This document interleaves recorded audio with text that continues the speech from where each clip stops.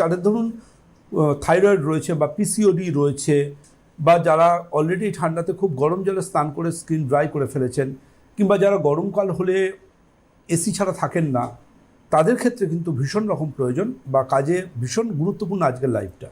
আর কী তারা ব্যবহার করবেন, কখন কিভাবে ব্যবহার করবেন, এটা খুব গুরুত্বপূর্ণ। প্রথমত যেটা সেটা হচ্ছে যে গরমকালে যারা ফেস ওয়াশ দিয়ে মুখ ধোন, তারা কি লক্ষ্য করেন যে দুর্গাপুজোর পর বিশেষ করে ফেস ওয়াশ দিয়ে মুখ ধোয়ার পর মুখটা খুব টান টান লাগছে, স্কিনটা বা ড্রাই লাগছে, এরকম কি লক্ষ্য করেন?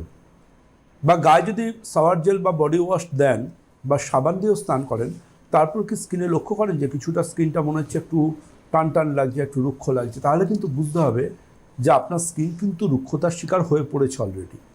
এটা সেই আইটেমটা আপনি ইউজ করছেন, সেই সাম কিছু ফেস ওয়াশ বা সাম কোনো শাওয়ার জেল কিংবা সাবান, এগুলোর দোষ কিন্তু নয়। এটা হচ্ছে আপনার স্কিন কিন্তু রুক্ষতার শিকার হয়ে পড়েছে। আপনারই বাড়ির অন্য কেউ কিন্তু ওই জিনিসগুলো ব্যবহার করছেন, তার কিন্তু এই সমস্যাগুলো নাও হতে পারে, কিন্তু আপনার ক্ষেত্রে এগুলো হচ্ছে। সুতরাং আপনাকে বুঝতে হবে যে আপনার স্কিন রুক্ষতার শিকার হচ্ছে। আপনার স্কিনের আর্দ্রতা ধরে রাখার জন্য সেবাম বা ভিটামিন ই এগুলোর কিন্তু কোথাও একটা কোনোভাবে কোনো একটা জায়গায় কম্প্রোমাইজ হচ্ছে। তো এই জায়গা থেকে কিন্তু আপনার ত্বকের রুক্ষতাকে পুরোপুরি সরিয়ে ফেলার জন্য সময় থাকতে কিন্তু আপনাকে সতর্ক হতে হবে।